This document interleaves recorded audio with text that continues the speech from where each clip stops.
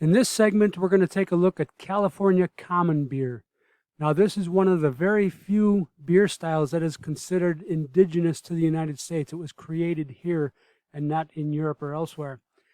As far as the name goes, it's now called California Common, but it was originally known as steam beer. But as we know, there was one particular brewery on the West Coast that trademarked the name Steam with a capital S, so therefore nobody else can use that designation. The name came about back in the 1870s or so. During the California Gold Rush, millions of people made their way into California hoping to stake their claim and get rich, striking gold.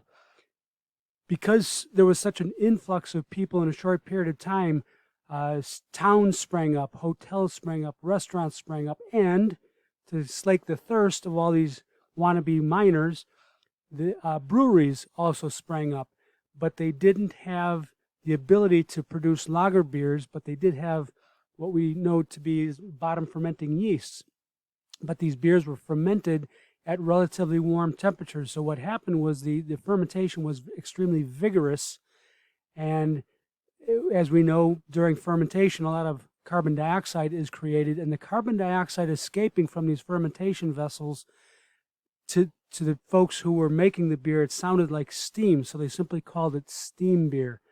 And today it's known as California Common.